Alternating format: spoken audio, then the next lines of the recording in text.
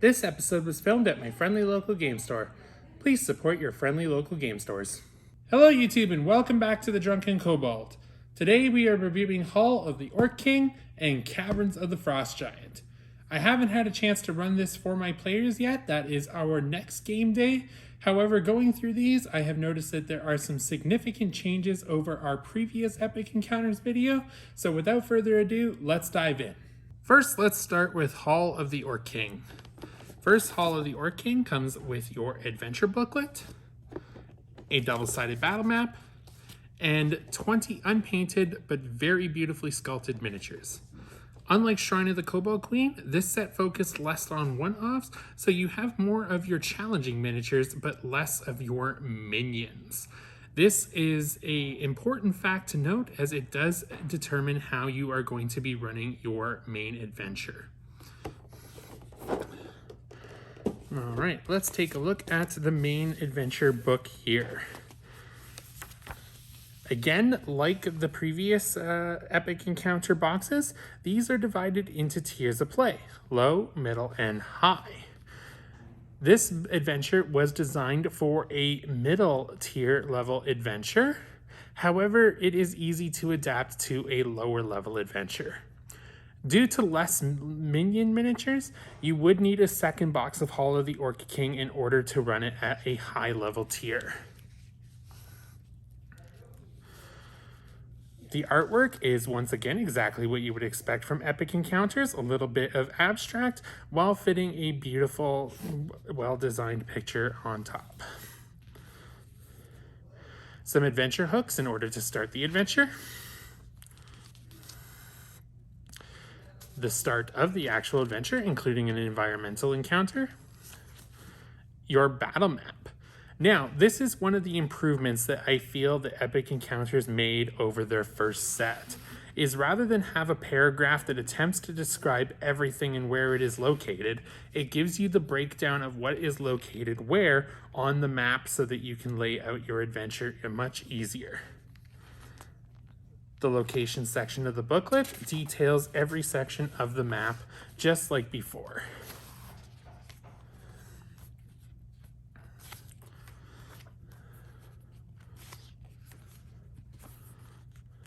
At the back of the booklet, as you can see, there are stat blocks for each of the creatures here that are found in this book. One thing to note is, much like Shrine of the Kobold Queen, every single one of these creatures is unique to Epic Encounters and can only be found in the Steamforged Games box. You cannot find these creatures online from a authorized PDF.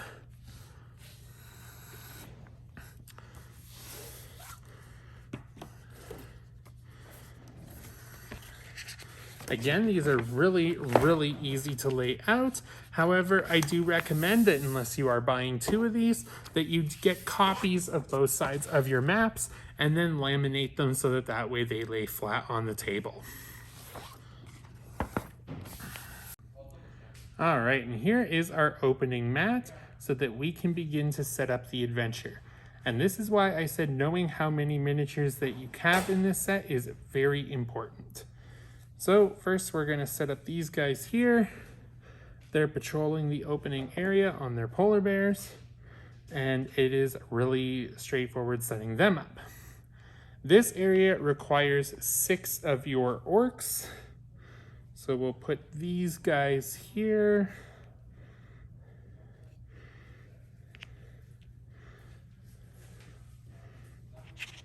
All right, these guys go like that. And then we'll have these guys with their arrows in perhaps the most redneck way possible of getting the eels out of the body of water. Now, sneaking through this area, you will have advantage, so that is easy to note. Now, when you're setting up this area over here, you're going to need 2 of these guys.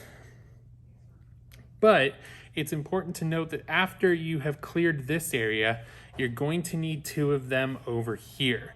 So let's take a couple of these guys, and then they are set up over here. and that is to run this adventure at its mid-level tier as intended. There are not quite enough miniatures to do your entire setup from the beginning. If you want to do your entire setup from the beginning, you will need 2 boxes of Hall of the Orc King. Setting this up for a low-level encounter is very easy. Let's remove one of our polar bears, move him over a bit. These guys will be here like that.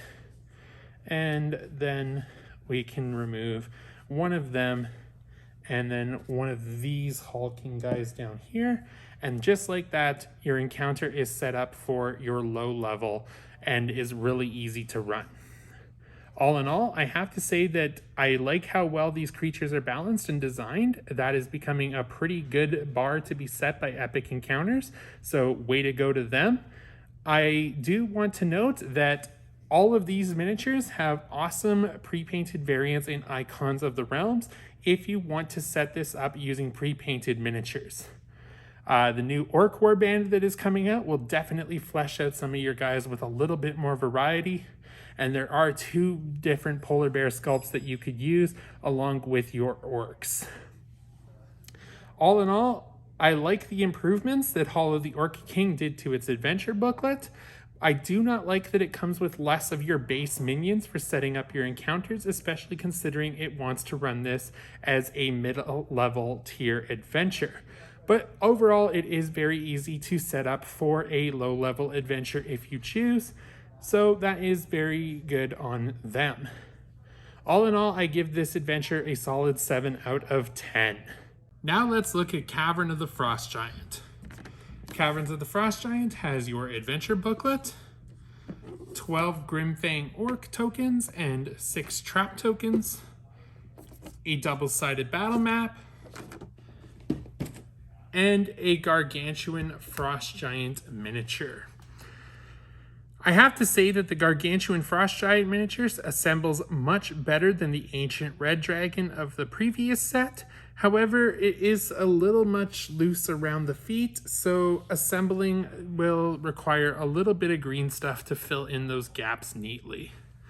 This is a beautiful sculpt, and I'm actually really looking forward to painting this one.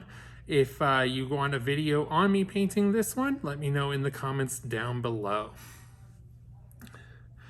Aside from the beautiful miniature, I have to say that this adventure is really, really disappointing. Compared to Hall of the Orc King, which had improvements in its books and only minor setbacks with the miniatures, Cavern of the Frost Giant is borderline unplayable. Let's take a look at why. Much like every Epic Encounter module, this is divided into 3 tiers of play: lower, middle, high. And as you can imagine, the Gargantuan miniature is for high level of play. This miniature is not usable outside of this encounter set, as there are no Gargantuan Frost Giants in Dungeons & Dragons itself, unless you use the Glacial Frost Giant stats that are found here. So this is a miniature that does not serve a lot of use outside of here. Also, in order to have enough minions to run this adventure, you do need 2 Hall of the Orc King. That is not debatable. You can use your tokens, but as I have mentioned before, 3D players, 3D big bad, tokens don't vibe. Now let's look at middle level. Unlike the layer of the Red Dragon, where because of rescales, the Ancient Red in that box could double as an adult Red Dragon if you wanted it to, there is no way that that is doubling as a huge Frost Giant. Just not happening. There are no tokens for a huge Frost Giant in here. So if you want to have a huge Frost Giant to run it at mid-level tier, you are going to need a third-party miniature. This is our Frost Giant from Snowbound. Also, to run it as a mid-level adventure, which means it should be able to port directly from Hall of the Orc King with your single box. You need a second box of Hall of the Orc King to have enough miniatures. Otherwise, once again, you're using tokens.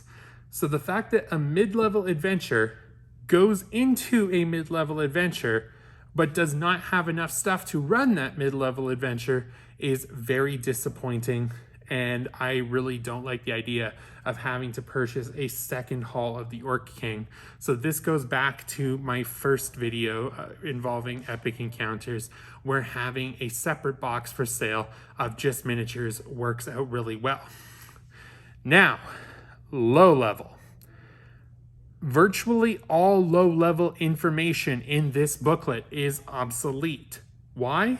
Because these are your Frost Giant miniatures, a Gargantuan that is unique to Epic Encounters, and huge that are found in Icons of the Realms and DDM. There are no large Frost Giants to be able to sub in for your Frost Giant calf. As such, you cannot run your lower level with miniatures. You have to run it Theater of Mind because, oh yeah, they also did not provide a large token. The good news is you do have enough miniatures in your single Hall of the Orc King box to run it as a low level tier. I honestly think Hall of the Orc King was intended to be a low level tier, not a mid level tier adventure. So yeah, that is just some really poor game design on Epic Encounters' part. The quality of the books, like in terms of like how they're written and everything, is still fantastic. The art in here is great, and the fact that, you know, you don't need Hall of the Orc King to have your Grimfang stat blocks is really nice. And the fact that this invented 2 new versions of Frost Giants, Frost Giant Calves and Glacial Frost Giants, is super cool, but the way that it is executed is very disappointing. All in all, I do not recommend getting Caverns of the Frost Giant to even run as a standalone one-shot or as to splice into your campaign. If you are going to get anything from these sets, get Hall of the Orc King and stick to that. This for me is at most a 5 out of 10, only because it has a half-decent adventure, a couple unique monsters, and a beautiful miniature.